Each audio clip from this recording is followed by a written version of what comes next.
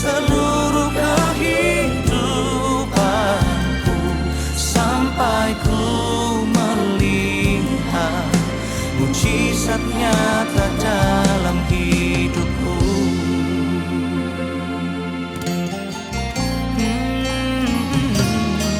Engkau Tuhan yang paling mengerti, Engkau pribadi yang memahami dalamnya relung hati.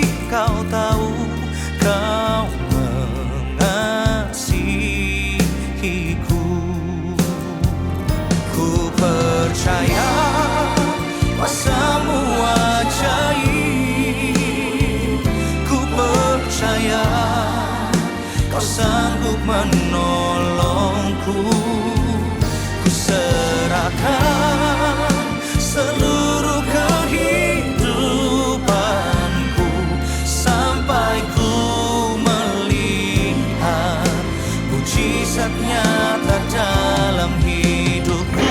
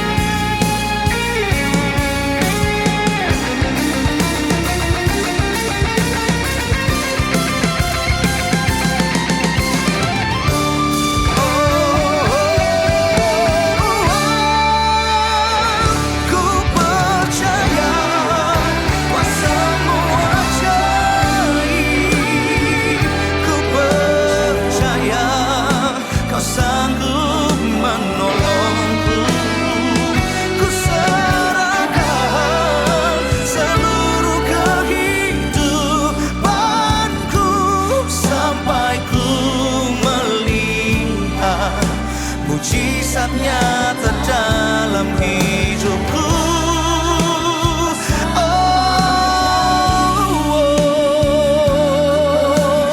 Ku percaya menolongku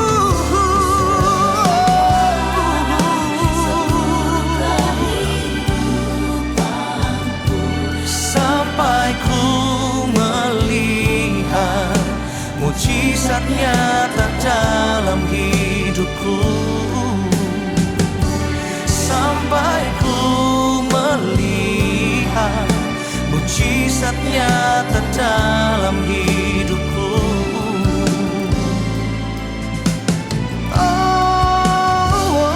Sampai ku melihat mujizat nyata dalam hidupku.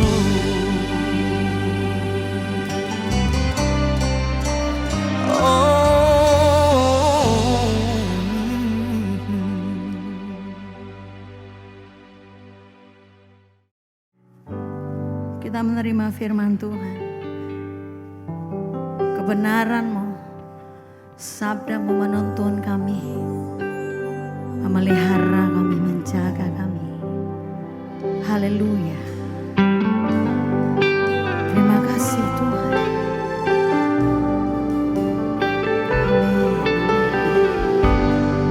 Firman-Mu Tuhan,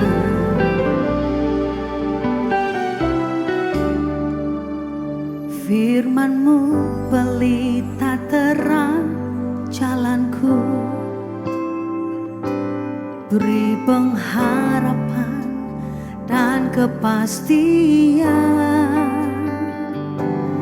mampukan melewati semua persoalan, sangat teruji dan beri kemenangan. Firman-Mu pelita terang jalanku, beri pengharapan dan kepastian,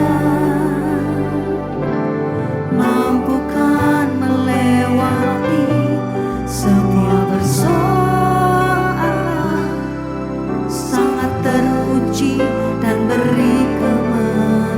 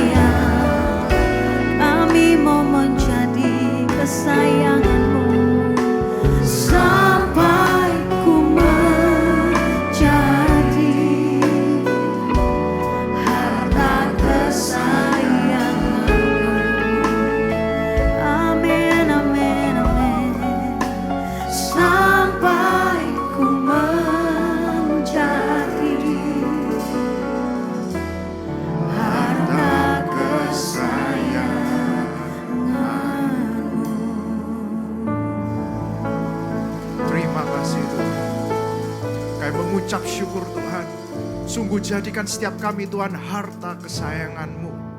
Sehingga itu Tuhan tuntun setiap hidup kami Tuhan. Sehingga hidup kami semakin hari semakin berkenan kepada Engkau Tuhan. Biarlah Engkau sendiri Tuhan yang mengajar setiap kami. Biarlah firman-Mu betul-betul menjadi pelita hidup kami Tuhan. Dan kami melangkah di dalam kebenaran-Mu Tuhan. Kami mau mempersiapkan hati dan pikiran kami Tuhan. Untuk kebenaran-Mu, kiranya Engkau yang mengurapi setiap kami. Engkau yang memberkati kami Tuhan dengan kebenaran-Mu Tuhan. Kami siap untuk mendengarkan firman-Mu di dalam nama Tuhan Yesus Kristus. Haleluya. Amin. Silakan duduk saudara-saudara. Shalom. Puji Tuhan. Hari ini saya terilham saudara dengan sebuah fenomena. Saya katakan fenomena. Kenapa? Karena kita punya tema bulanan adalah kehidupan oleh roh. Kita sudah bahas, puji Tuhan, kebetulan saya yang terakhir saudara. Ini minggu yang terakhir dan ibadah yang terakhir. Jadi kurang lebih kita sudah mengerti apa itu kehidupan oleh roh. Tetapi di dalam menjalani kehidupan oleh roh ini, seringkali orang-orang tuh gagal. Betul ya? Banyak yang gagal. Banyak yang jatuh bangun dan lain sebagainya. Kenapa? Saya mulai berpikir, kenapa ya? Terus saya lihat, ternyata kita ini banyak menjadi orang Kristen biasa, saudara-saudara. Kenapa orang Kristen biasa? Biasa apa? Biasa seminggu sekali datang ke gereja. Awal mulanya seminggu sekali. Biasa ya. Semakin hari biasa. Mau ngapain ke gereja? Ya pokoknya puji Tuhan. Biasa aja lah. Saya mau jadi jemaat biasa saja. Perlahan-lahan dari seminggu sekali jadi sebulan sekali. Betul ya? Dari sebulan sekali lambat laun mulai bosan. Bosan di gereja cuman begitu-begitu saja. Dengarkan firman itu saja. Nyanyi itu aja. Jadilah setahun 2 kali. Betul ya? Paskah, Natal. Saya anggap ini adalah Kristen biasa. Normal Christians. Maka dari itu tema pada sore hari ini saya mau angkat Extraordinary Christians. Kristen luar biasa saudara-saudara. Amin. Kita jangan mau jadi orang Kristen biasa. Tetapi kita menjadi orang Kristen luar biasa. Nah pertanyaannya, bagaimana cara kita menjadi orang Kristen luar biasa? Betul ya? Saya gak mau jadi biasa, bagus. Tapi bagaimana caranya kita mau jadi orang Kristen yang luar biasa? Kita buka dulu firman Tuhan di dalam 1 Korintus 9 ayat yang ke-26. 1 Korintus 9 ayat yang ke-26. Firman Tuhan katakan, sebab itu aku, Paulus di sini, tidak berlari tanpa tujuan. Dan aku bukan petinju yang sembarangan saja memukul. Maksudnya apa Paulus menuliskan ini? Di dalam perjalanan kita, di dalam kekristenan ini adalah seperti maraton. Ada sebuah tujuan saudara-saudara. Ada sebuah target. Dan Paulus katakan, aku tidak hanya melihat sembarangan, tujuan yang sembarangan. Kita aja hidup biasa pasti punya tujuan, betul?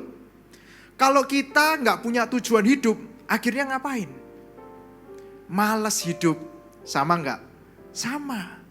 Kalau kita nggak punya tujuan di dalam kekristenan, akhirnya malas juga ke gereja. Orang yang nggak punya tujuan hidup, ngapain? Males-malesan, nggak punya tujuan, tidur-tiduran dan lain sebagainya. Itu orang yang nggak punya tujuan hidup. Ternyata kekristenan juga harus punya tujuan hidup. Tujuan kekristenan itu apa?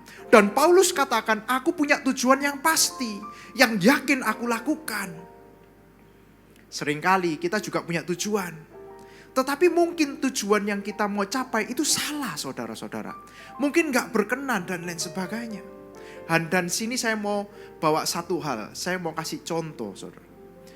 Saya dulu punya teman pada waktu masih SMA. Saya anggap teman ini luar biasa.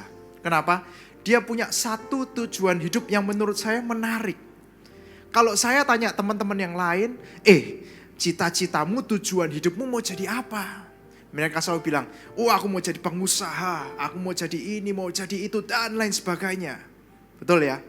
Satu kali saya ngomong sama orang ini, dia cerita, saya punya tujuan hidup, saya mau menyenangkan orang tua saya. Saya mau membanggakan orang tua saya. Saya kaget.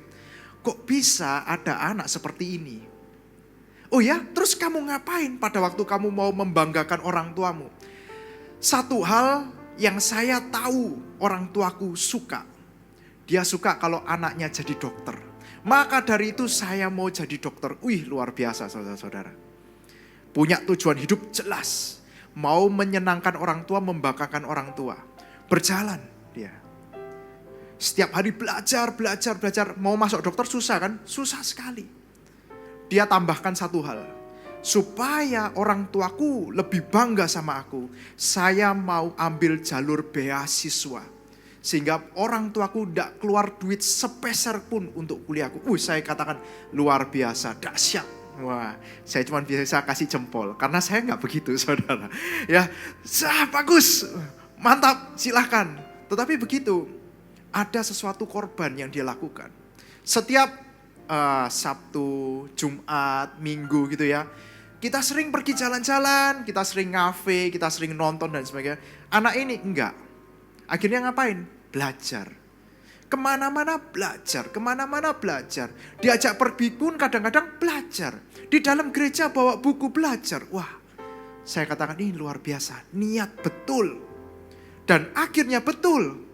Anak ini masuk ke salah satu universitas terbaik di Surabaya, jalur beasiswa. Wah, orang tuanya senang. Ini luar biasa, saudara. Hal yang sama, saudara. Tujuan hidup yang sama. Kalau kita mau kasih buat Tuhan, apakah itu juga lebih indah? Amin. Kalau kita punya tujuan hidup untuk menyenangkan Tuhan, membanggakan Tuhan, apakah itu juga lebih indah? Kita nanti nyanyi kan? Supaya kita ini bisa jadi harta kesayangannya Tuhan. Apakah kita nggak rindu betul-betul jadi harta kesayangannya Tuhan? Punya tujuan, ini loh hambaku yang bagus, yang rajin, yang keren dan lain sebagainya. Punya tujuan saudara-saudara. Sehingga pada waktu kita punya tujuan, kita melangkah itu dengan pasti. Betul? Kita melangkah dengan semangat. Ke gereja semangat. Dengar firman semangat, mendengarkan puji-pujian semangat dan lain sebagainya. Melayani semangat. Kenapa? Ada tujuan. Tujuannya sekali lagi harus yang benar. Kalau tujuannya nggak benar, sama aja. Betul ya? Dan kalau kita berbicara tentang menyenangkan Tuhan, saudara. Kita sering hanya bicara ingin menyenangkan Tuhan. Tetapi kita selalu mencari kesenangan sendiri. Betul nggak?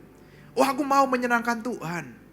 Bahkan kita nyanyi, menyenangkanmu, senangkanmu. Wah, luar biasa saudara. Sering kita ngomong, aku mau menyenangkan Tuhan. Tetapi tanpa sadar, kita lebih sering suka menyenangkan diri sendiri daripada menyenangkan Tuhan. Saya kasih contoh. Kita datang ke gereja. Wah, bagus ya gerejanya, oke. Tetapi kok gini ya? Wah, kenapa kok firmannya begini? Kenapa kok musiknya begini? Kenapa kok ini? Kenapa? Seringkali kita suka untuk komplain tentang hal yang kita nggak suka. Benar nggak? Kita suka untuk disenangkan, saudara ternyata. Bukan menyenangkan Tuhan, tetapi kita suka untuk kita yang disenangkan. Nah, ini problemanya. Apakah kita tujuannya kembali menyenangkan Tuhan? Atau kita betul mau menyenangkan diri sendiri? Kita sama-sama refleksi saudara-saudara. Dan sama-sama kita belajar. Kalau kita mau punya tujuan menyenangkan Tuhan sungguh-sungguh. Amin. Oke, ayat firman yang selanjutnya di dalam Filipi 3 ayat 13 sampai yang ke-14. Filipi 3 ayat yang ke-13 sampai yang ke-14. Demikian firman Tuhan, saudara-saudara, aku sendiri tidak menganggap bahwa aku telah menangkapnya, tetapi ini yang kulakukan. Aku melupakan apa yang telah di belakangku dan mengarahkan diri kepada apa yang ada di depanku. Ayat yang ke-14. Dan berlari-lari kepada tujuan untuk memperoleh hadiah, yaitu panggilan surgawi dari Allah dalam Kristus Yesus. Bahkan Paulus katakan, aku tidak menoleh ke belakang, tetapi aku berjalan terus hingga berlari mencapai tujuan. Poin yang kedua saudara-saudara, tidak menoleh ke belakang tetapi maju ke depan. nggak menoleh ke belakang. Maksudnya apa nggak menoleh ke belakang? Kita sudah punya tujuan, bagus. Kita mulai bergerak, bagus. Tapi seringkali kita juga noleh ke belakang. Sama seperti istri Lot. Tahu ya ceritanya ya? Istri Lot pada waktu dia diselamatkan, dia terus berlari. Tetapi satu kali hatinya lihat ke belakang, dia noleh jadi tiang garam. Maksudnya apa? Seringkali kita menoleh kepada masa lalu kita.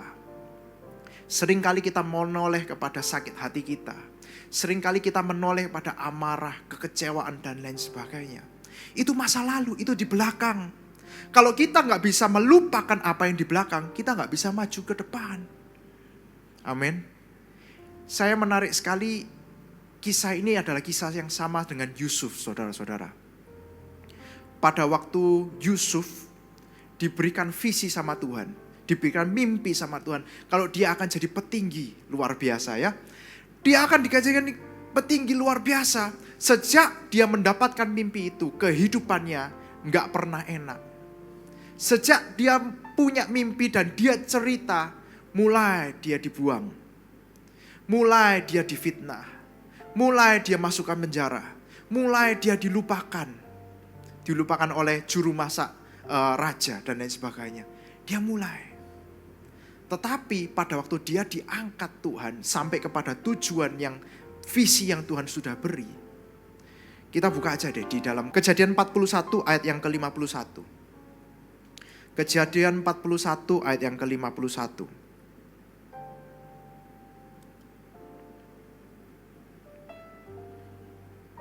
Saya bacakan ya. Yusuf memberi nama Manasye kepada anak sulungnya itu. Sebab katanya Allah telah membuat aku lupa sama sekali kepada kesukaranku dan kepada rumah bapakku. Luar biasa saudara-saudara. Yusuf sama, dia nggak noleh ke belakang. Dia melupakan apa yang ada di belakangnya. Dia kasih nama anaknya Manasye. Bukti apa? Aku sudah lupa. Dengan sakit hatiku, dengan dendamku, dengan amarahku, dengan lukaku, dengan kekecewaanku, aku lupakan. Aku maju. Ini luar biasa saudara. Kalau kita mampu seperti itu, saya yakin kita mampu berjalan ke depan. Amin. Dan ini yang kita lakukan. Seringkali kita kalau menoleh ke belakang, contohlah kalau kita jadi Yusuf, diangkat. Ya, jadi orang yang besar mungkin gak perlu di Indonesia, di Surabaya saja. Kita jadi orang yang sangat kaya. Kita akan mulai berpikir, wah lihat, siapa dulu yang jahat sama aku akan balas. Betul ya? Siapa yang dulu mengganggu aku akan juga ganggu dan lain sebagainya. Bayangkan saudara, kita belum aja sampai ke sana, sudah berpikir untuk berbuat jahat. Sudah berpikir untuk membalas. Ini manusia saudara. Seringkali kita suka menoleh ke belakang. Kita melihat terus, merasakan sakit hati luar biasa. Tuhan katakan hari ini enggak begitu. Hari ini kita mulai melangkah, maju ke depan, dan enggak menoleh ke belakang. Amin. Terus ayat yang selanjutnya, Yakobus 3 ayat yang ke-16.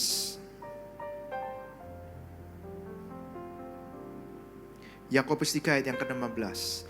Sebab di mana ada iri hati dan mementingkan diri sendiri, di situ ada kekacauan dan segala macam perbuatan jahat. Tidak cukup ternyata menoleh ke belakang saudara, ke kanan kiri juga. Berbicara iri hati, kita tuh noleh kanan kiri. Betul nggak? Fokus ke depan. Kalau kita noleh kanan kiri, kita ini iri. Iri sama sebelah-sebelah. Kok kenapa yang ini lebih kaya? Kenapa kok yang ini lebih hebat? Kenapa kok yang ini anaknya lebih baik dan lain sebagainya? Terus. Dan semakin kira kita iri. Kita mulai mementingkan diri sendiri. Dan firman Tuhan katakan apa? Di sana ada segala macam perbuatan jahat. Saudara, kita hari ini belajar. Fokus ke depan. Maju. Ada yang menyakiti, bisa.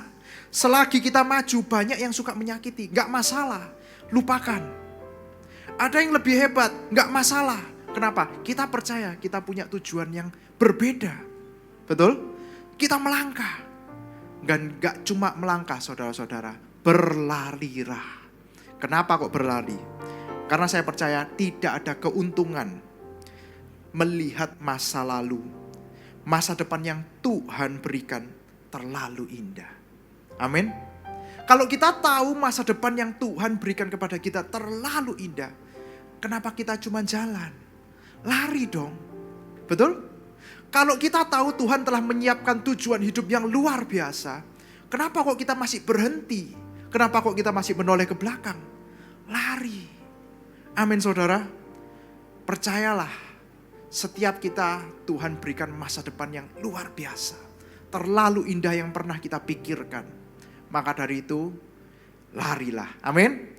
Yang terakhir saudara, untuk menjadi orang Kristen yang luar biasa, kita perlu roh yang luar biasa. Amin. Roh yang luar biasa harus ada. Apa itu roh yang luar biasa? Kita buka dulu di dalam Kisah Para Rasul 1 ayat yang ke-8. Tetapi kamu akan menerima kuasa kalau Roh Kudus turun ke atas kamu, dan kamu akan menjadi saksiku di Yerusalem dan di seluruh Yudea dan Samaria dan sampai ke ujung bumi. Jelas saudara, kamu akan menerima kuasa kalau Roh Kudus itu turun ke atas kamu.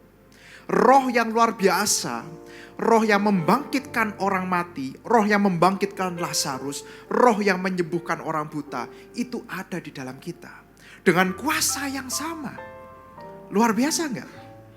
Seharusnya kalau roh yang luar biasa ada di dalam kita, kita jadi orang luar biasa juga. Kenapa? Firman Tuhan katakan kuasanya juga turun ke atas kita. Amin. Kita kalau mau punya roh yang luar biasa, kita juga sanggup menghidupkan orang. Loh Pak, kalau gitu kita ke tempat kematian saja. Bangkitkan orang mati. Enggak begitu ceritanya ya. Enggak begitu. Siapa yang kamu bangkitkan saudara? Bangkitkanlah iman-iman yang mati yang ada di sekitarmu. Amin. Sembuhkanlah hati-hati yang sakit yang ada di sekitarmu. Terus lakukan. Ada kuasa. Kamu mampu untuk membangkitkan mereka. Iman-iman yang mati. Rohani-rohani yang mati. Hati-hati yang sakit. Kita mampu. Kenapa? Ada roh yang luar biasa. Kita harus sadar kalau ada roh itu kita berjalan. Setiap hari. Itu mujizat saudara. Kita melihat mujizat demi mujizat. Kita buka firman-Nya. Di Kisah Para Rasul 2 ayat 17 sampai yang ke-19. Kisah Para Rasul 2 ayat yang ke-17 sampai yang ke-19. Akan terjadi pada hari-hari terakhir, demikianlah firman Allah, bahwa aku Tuhan akan mencurahkan rohku ke atas semua manusia. Maka anak-anakmu laki-laki dan perempuan akan bernubuat, dan teruna-turunamu akan mendapat penglihatan-penglihatan, dan orang-orangmu yang tua akan mendapat mimpi. Terus, juga ke atas hamba-hambaku laki-laki dan perempuan akan kucurahkan rohku, dan pada hari-hari itu, dan mereka akan bernubuat. Terus yang terakhir 19. Dan aku akan mengadakan mujizat-mujizat di atas, di langit, dan tanda-tanda di bawah, di bumi, darah dan api dan gumpalan-gumpalan asap. Mujizat menyertai setiap orang percaya. Ini nubuatan yang sudah mulai terjadi saudara-saudara. Jangan kaget anak-anak kita jadi hebat. Jangan kaget banyak hamba-hamba Tuhan dipakai Tuhan luar biasa. Jangan kaget. Bahkan kita sendiri pun dipakai Tuhan. Berjalan. Kamu akan mengecap mujizat. Saya percaya mujizat sampai hari ini masih ada. Amin. Dan kalau kita mau berjalan, pasti ketemu. Bukan hanya kita mengecap mujizat, tetapi kita juga jadi pembuat mujizat. Amin. Jangan berhenti hanya kita penonton orang-orang yang mendapatkan mujizat, ataupun cuma mengecap mujizat Tuhan. Tetapi terus maju, jadi seorang pembuat mujizat. Buat siapa? Buat orang-orang yang ada di sekitar kita. Buat orang-orang yang membutuhkan. Itulah kita dipanggil saudara-saudara. Yang terakhir saudara, saya mau saksi luar biasa. Dulu saya itu seorang yang Kristen biasa. Bahkan luar biasa tidak baik. Bukan cuman biasa, tetapi luar biasa nggak baik. Saya bukan hanya malas ke gereja, tetapi suka nyuruh orang nggak ke gereja. Saya mulai pengaruhi satu persatu teman-teman. Nggak usah ke gereja, nggak usah gini, nggak usah gitu dan lain sebagainya. Terus. Satu kali teman-teman itu, saya punya teman-teman baik. Mereka tuh Kristen. Dan mereka tuh selalu ku pengaruhi. Ayo, hari Minggu gak usah gereja, ikut saya. Kita jalan-jalan, ngapain di gereja? Saya selalu katakan begitu. Ngapain. Tetapi mereka terus di gereja. Walaupun mereka gerejanya berbeda-beda. Tetapi anehnya. Satu kali mereka berdoa bersama-sama. Mendoakan saya, saudara. Mereka rindu kalau saya itu bisa jadi Kristen yang baik. Wah, luar biasa. Saya juga mengalami hal yang sama. Di dalam gereja saya bosen. Kenapa? Nggak ada tujuan. Dulu zaman itu tujuan saya datang ke gereja cari pacar. Biasa ya, normal. Cari pacar nggak ketemu, ya nggak ke gereja. Betul? Ini yang saya lakukan. Selesai, mulai punya tujuan, tetapi tujuannya salah. Maka dari itu saya kecewa. Nggak ke gereja. Mulai kembali terus. Akhirnya betul. Satu kali saya sakit, saudara. Karena saya merokok cukup lama. Akhirnya saya sakit luar biasa.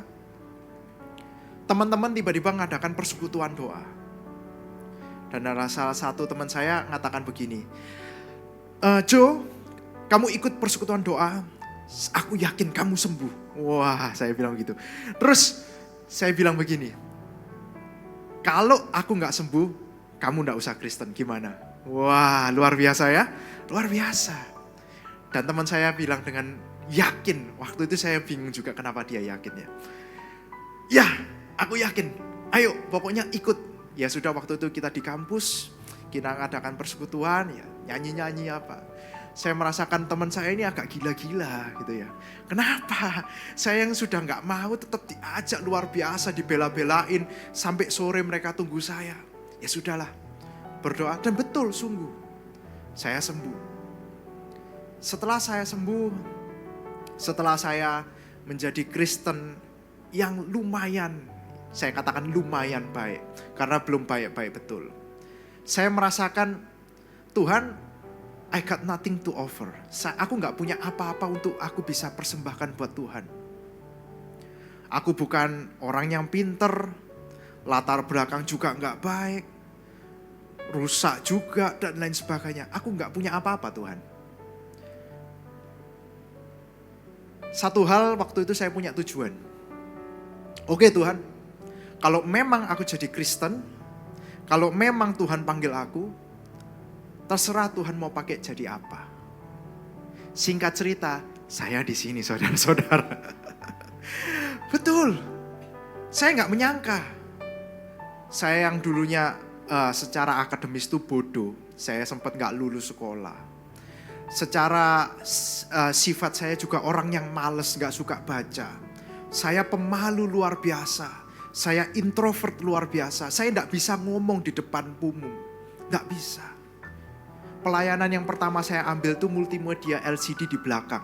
Kenapa? Saya cuman ketemu sama komputer. Kenapa? Komputer gak bisa ngomong sama saya, jadi saya oke.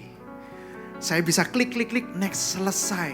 Selesai ibadah, selesai. Saya gak mau ketemu siapa-siapa, gak kenalan sama siapa-siapa. Saya pulang. Tetapi berbeda hari ini.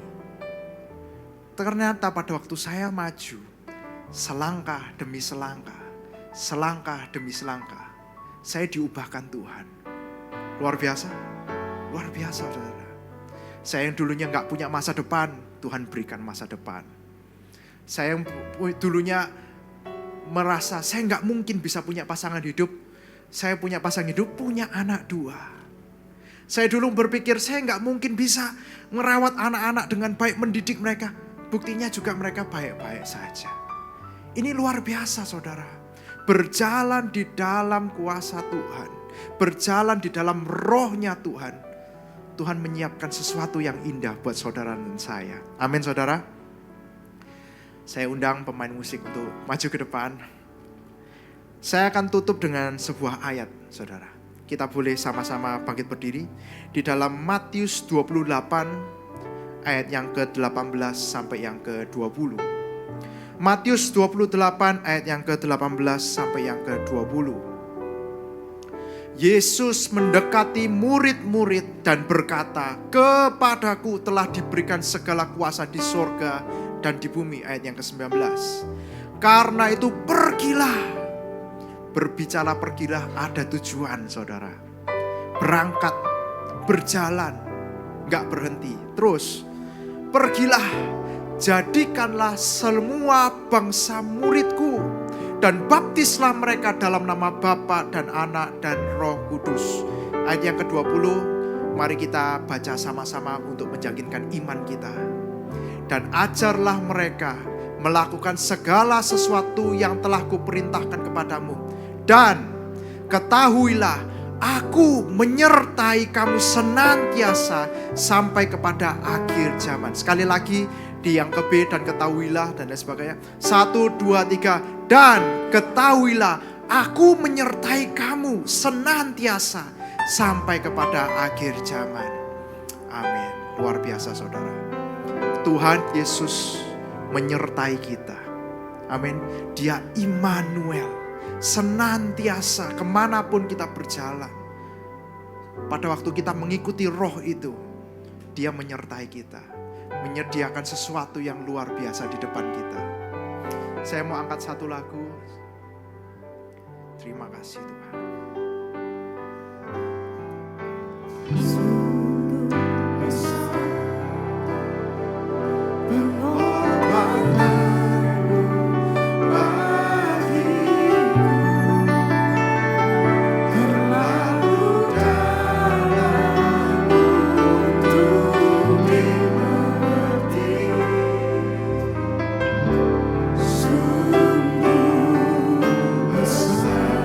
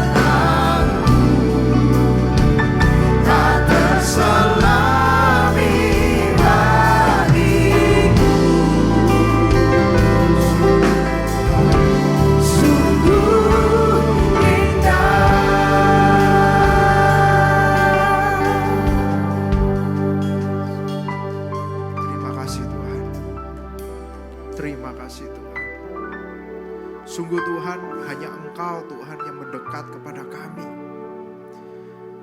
Sungguh Tuhan, Engkau yang memilih setiap kami Tuhan. Memanggil kami Tuhan keluar Tuhan. Untuk pergi Tuhan. Menjadikan semua bangsa-bangsa murid-Mu Tuhan. Tuhan, kami mau menjadi seorang Kristen yang bukan biasa-biasa. Mulai hari ini Tuhan, kami mau menjadi orang Kristen yang luar biasa Tuhan. Karena itu Tuhan, berikan Tuhan tujuan, visi kepada kami Tuhan. Pribadi lewat pribadi Tuhan. Biar visi itu Engkau genapi Tuhan. Dan setiap kami Tuhan, kami percaya kalau visi itu ada, kami mau Tuhan untuk maju ke depan. Kami mau berlari Tuhan, menggapai visi itu Tuhan, menggapai tujuan kami Tuhan. Dan kami mau Tuhan melupakan apa yang sudah ada di belakang kami. Setiap sakit hati kami, setiap amarah kami, setiap kejengkelan, kekecewaan kami Tuhan. Setiap iri hati, dengki kami mau tinggalkan Tuhan. Kami mau lupakan semuanya itu Tuhan. Kami gak mau menoleh ke kanan, ke kiri, ke belakang. Tetapi kami mau fokus memandang wajah-Mu Tuhan. Engkau berkati jemaat-Mu yang ada di tempat ini Tuhan. Kiranya Roh-Mu Engkau curahkan kepada mereka. Sehingga mereka semua penuh oleh Roh-Mu Tuhan. Dan kemanapun mereka berada, kemanapun mereka berangkat, kemanapun mereka pergi, mereka membawa roh yang luar biasa. Karena mereka percaya Engkau Allah Immanuel, Engkau Allah yang berserta dengan setiap kami Tuhan. Dan kami percaya Tuhan, Engkau juga akan membawa setiap kami Tuhan kepada hidup yang penuh dengan kemuliaan-Mu Tuhan. Kami mengucap syukur Tuhan. Haleluya. Sungguh besar pengorbananmu bagiku, terlalu dalam untuk dimengerti. Sungguh besar,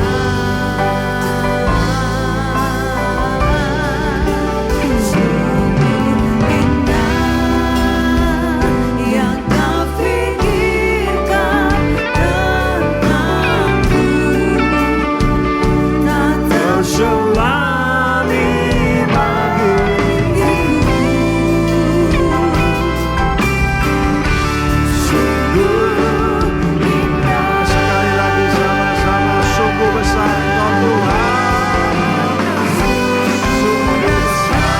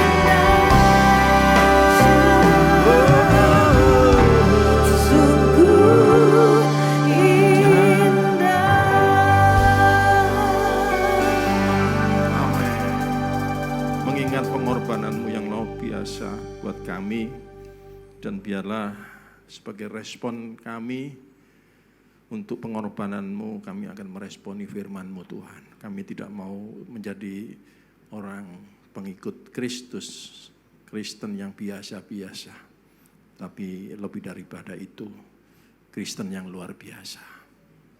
Ada tujuan, tidak melihat masa lalu, dan berjalan bersama Roh Tuhan yang dahsyat, yang luar biasa. Terima kasih buat berkat firman-Mu yang sudah memberkati kami. Kalau sebentar kami mau berpisah, Tuhan, kami mau terima berkat daripada Tuhan. Namun sebelumnya kami berdoa untuk gereja-gereja yang ada di seluruh dunia. Bagi para hamba Tuhan sampai kepada semua jemaatnya, kiranya Tuhan memberkati mereka semua, supaya mereka menjadi berkat dan berdampak. Sehingga gereja di seluruh dunia dipenuhi oleh jemaat yang mencari Tuhan dengan tulus dan takut akan Tuhan. Buat semua hamba Tuhan dan gereja bersatu, rukun dan tidak terpecah-pecah, supaya dunia percaya Yesus adalah Tuhan bagi kemuliaan Allah Bapa di surga. Demikian gereja BES yang Tuhan sudah percayakan kepada setiap kami. Tuhan, kami juga berdoa untuk persembahan dari jemaat dan umat-Mu. Dan biarlah menjadi dupa yang harum di hadapan Tuhan. Dan biarlah persembahan ini berkenan kepada Tuhan sebagaimana persembahan Habel. Tuhan, berikan kemurahan-Mu, balas kebaikan, kerelaan hati jemaat-Mu. Jaga dan lindungi mereka, pelihara mereka beserta keluarga, pekerjaan, dan kesehatannya. Mari saudara dekapkan tangan di dada. Kita mau terima berkat Tuhan. Jagalah hatimu dengan segala kewaspadaan, karena dari sanalah terpancar kehidupan. Jemaat yang dikasihi Tuhan, pulanglah, jadilah berkat, dan terimalah berkat rahmat anugerah sukacita damai sejahtera dari Allah Bapa di surga. Di dalam putra tunggalnya Yesus Kristus yang telah mati bagi dosa kita dan bangkit pada hari yang ketiga, sehingga kita menyembah Tuhan Allah yang hidup dan iman kita bukan kepada Tuhan yang mati. Dia naik ke surga menyediakan rumah bagi kita, sehingga kita punya pengharapan yang pasti. Dia akan datang kembali untuk kedua kalinya menjemput gereja dan umatnya yang berjaga-jaga, kudus, dewasa, dan bijaksana, serta menghakimi dunia. Dan di dalam persekutuannya dengan Roh-Nya yang kudus, yang membuat hati kita berkobar-kobar, roh kita menyala-nyala di dalam kasih semula. Roh Kudus yang menghibur, menguatkan, memelihara, menginsapkan, menuntun dan memimpin kita kepada kebenaran dan kekudusan, serta menjadi saksi Kristus mulai hari ini sampai selama-lamanya. Kita tutup dengan doa Bapa kami bersama-sama. Bapa kami yang ada di dalam surga, dikuduskanlah nama-Mu, datanglah kerajaan-Mu, jadilah kehendak-Mu di bumi seperti di surga. Berikanlah kami pada hari ini makanan kami yang secukupnya, dan ampunilah kami akan kesalahan kami, seperti kami juga mengampuni orang yang bersalah kepada kami. Dan janganlah membawa kami ke dalam pencobaan, tetapi lepaskanlah kami daripada yang jahat. Karena Engkau-lah yang punya kerajaan dan kuasa dan kemuliaan sampai selama-lamanya. Sama-sama berkata, amin. Silakan duduk, Tuhan Yesus memberkati. Roh Kudus penghibur dan penolongku, ku tak takut sebab Engkau ada di dalamku. Kau ubah dukaku menjadi sukacitaku. Roh Kudus, Kau hadir di sini.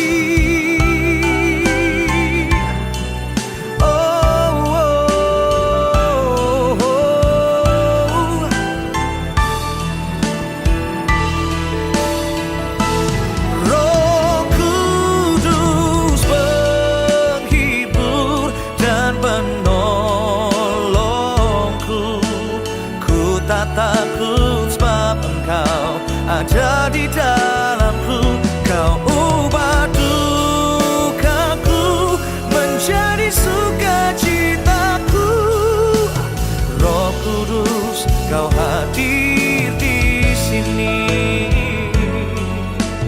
Roh Kudus, Kau hadir di sini.